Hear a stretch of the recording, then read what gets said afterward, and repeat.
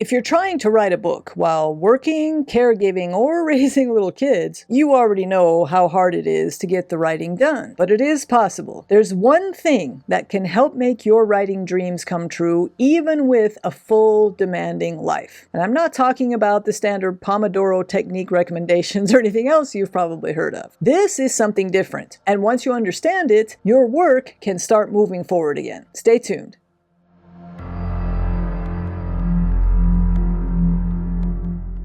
So let's talk about that one thing. When you don't have much time to write, it's easy to focus on the pages that you're not getting done. The word counts, or the sessions you meant to have and then didn't, or the fact that months are going by and your story is going nowhere. That's where most writers put all their attention. But if you only look at the time that you're sitting in front of the page, you're missing the part of the process that can actually carry you through these busy times. Here's the part I think we don't think about enough, and it's what happens when you're not actually writing. When you're a writer, your writing life reaches beyond the minutes that you're actually at the keyboard. There's a part of the process that keeps going while you're answering your emails or driving the kids to school or folding laundry or taking care of everyone else. It's not something most of us are directly aware of, so we don't really ever learn how to use it on purpose. This part of your mind I like to call the backstage brain. This is the part of the brain that keeps working on your story while you're brushing your teeth or taking a walk or fixing the kids' dinner and doing all the other things that you do in your regular life. As long as you give the backstage brain what it needs, it will keep working on your story while you're doing these other things. So what is this backstage brain really? Is this just a nice idea, or is this something real I'm talking about here? Neuroscientists have found that when you're not focused on a task, when you're daydreaming in the shower, or you're staring out the window, or walking the dog, a whole different network in your brain lights up. Scientists sometimes call it the default mode network. And it's heavily involved in things like imagination, memory, and putting pieces together in the background. There are also studies showing that when people take a break and let their minds wander, they come back with more creative ideas and better solutions than people who just keep grinding away at the problem. In other words, stepping away while your attention drifts can actually help your brain connect the dots, which in turn can help you write faster when you actually get a moment to sit down. That is your backstage brain at work. It will do this for you, but only if you know how to prep it in the right way. In the next part of this video, I'll show you how to feed your backstage brain in small, simple ways so it can keep your story moving forward on the days when you can't get the writing done. One of the simplest ways to wake up your backstage brain is the tiny scene touch. On days when you're busy, you're not sitting down to write for half an hour. You're opening your project for just a few minutes and touching one small part of it. So that might mean adding just a single line of dialogue, or tweaking one little detail in the setting, or just jotting a quick note like, tomorrow she finds the text she wasn't supposed to read. Then you close the document and you go about your day. It might seem silly to you, especially in the moment if you try this. You open up your laptop, you pull your file out, you go to the last paragraph you wrote, and you add a piece of dialogue, or you add a detail to the setting, or you something like that. Maybe you just read that paragraph, then you shut the laptop again. That took you all of maybe 3 minutes, but this is a real help. Psychologists have a name for what you're giving your brain here: incubation. It's the idea that once you have engaged with a problem or a creative task, stepping away for a while can actually help your brain work on it in the background and come back with a better answer later. There's a whole body of research showing that breaks like this can boost creative problem solving and insight, especially after you've already touched the work. So that tiny scene touch isn't pointless. It's you handing your backstage brain a fresh thread to pull on while you go do everything else. So the important thing is just to immerse yourself enough in that 3 minutes to get the story back in your brain. Then you go about the rest of your life, and when you finally do get even 15 minutes to sit down and write, your brain's ready. Your brain has been noodling over this and can help you write that next scene a lot faster. But there's another way that you can prep your backstage brain. Here's how.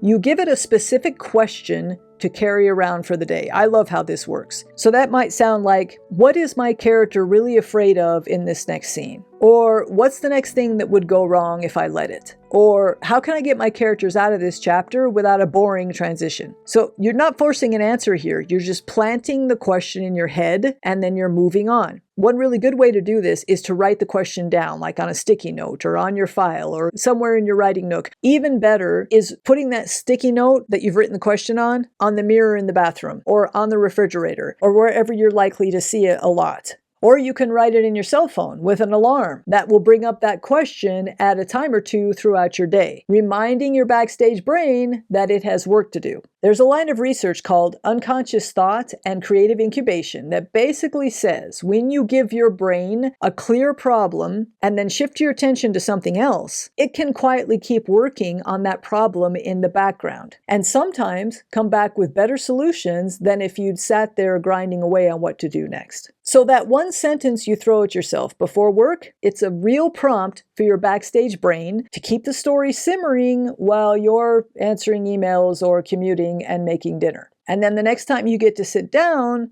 pull that sticky note off the mirror wherever you had it, pull it up on your phone, and then see if your brain has an answer for you. Oftentimes it will. And even if it doesn't, most likely it's been noodling over it enough that you can write down at least a few lines very quickly. This helps you feel like you're making progress on your story again. And in truth, you really are, because you got the story alive in your head, your brain is working on it, and all you got to do is record what you're figuring out as you're going about the rest of your life. There's one more way, though, that you can help your backstage brain produce for you. The next tip is for all the time you spend doing repetitive tasks, like the dishes, laundry, house cleaning, mowing the lawn, shoveling snow, or waiting to pick someone up. Pick one tiny moment from your story. So there might be a heated exchange between characters, or an awkward silence, or the second before a secret comes out. And then just replay that 10-second clip in your mind while you do this mindless chore. You don't have to run the whole plot here. You're just letting yourself watch that one little beat and notice what wants to happen next. Think of it like that scene from a movie that you really liked, that you keep replaying in your head, only this time it's your scene. It's your movie. What are the characters wearing? Where are they? What does it smell like? What are they doing and feeling? Replay all this in your head while you're doing the dishes. Run the scene over and over until you've filled in all the details. Then run it again to be sure you don't forget it. This works because when your attention isn't pinned to a demanding task, your brain shifts into a different mode. What neuroscientists call the default mode network that we talked about before. That network tends to light up when you're doing something mindless, like laundry or commuting. And it's strongly linked to creative thinking and to making new connections between ideas, which is basically creativity. That means that zoned out while doing the dishes time can actually be your story time if you point your mind at one small moment and then let the backstage brain play with it. It's pretty cool, right? And just in case you don't believe me that this is possible, there are some really famous stories of authors who created entire books in their heads without getting it written down until later. One example is Alexander Solzhenitsyn. He composed One Day in the Life of Ivan Denisovich entirely in his head, and he did this by reciting it daily while he was in a Soviet gulag. Think it's not possible? Think again. It is absolutely possible to create an entire novel in your head without actually writing it down. I'm not saying you should do that. I'm just saying think about the next short scene in your head so that when you have a chance to write it, you can do it really quickly because it's already there. Okay, my last tip for you is about catching what your backstage brain sends you so that it doesn't feel pointless. So it's all great, right, if your backstage brain creates all these wonderful things. But if you don't get those things down somehow, eventually they could just fade away before you get back to the story, which would make all that work worthless, right? So try this. Pick one place to park the little bits that show up during the day, like a single notes app or a tiny notebook in your purse or a simple running document. Anytime a line pops into your head, or you suddenly see a scene clearly, or you notice a new detail that you didn't notice before, drop a few messy words in this place you've chosen, and then go back to what you were doing. Psychologists sometimes talk about something they call cognitive offloading, which is basically using tools outside your head, like notes, to reduce how much your working memory is trying to hold on to at once. So even if Solzhenitsyn was able to hold his whole novel in his head, I doubt that would be easy for the rest of us. So at some point, we need to have somewhere we can dump this stuff really quickly. Another thing that works is just like a voice memo, or speak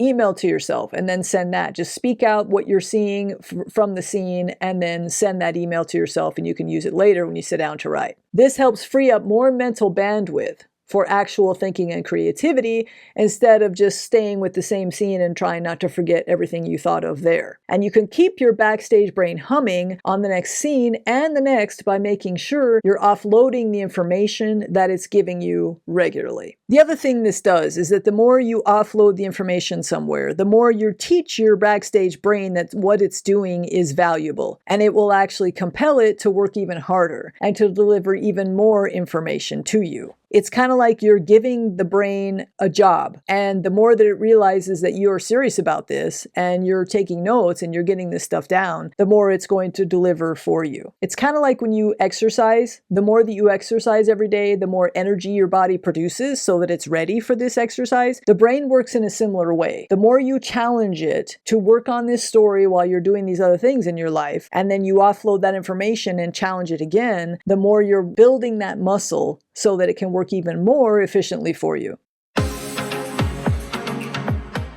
So your mission of the week, if you choose to accept it, is to give your backstage brain one clear job to do. Just one. So here's an example of how you could do this. Maybe once a day, on whatever device you usually write on, you open your project for just 5 minutes and then touch one tiny part of your story. So like we said before, you read a couple of paragraphs, you add a line of dialogue, maybe you help out a description, or you just type a quick note to yourself, like, figure out what he's hiding in this scene. Then, and this is the important part, you close it, and you go live your regular life. And your only rule for the rest of that day is this: when your mind drifts, you come back to that one question or that tiny moment from that scene. And while you're driving or washing dishes or standing in line, you let your backstage brain play with it for a minute, instead of just letting your thoughts spin out in 100 other directions, or looking at your phone, or scrolling your Instagram feed. And then try this every day for a week. No pressure to rack up huge word counts here. Your whole goal is just to notice what changes when your story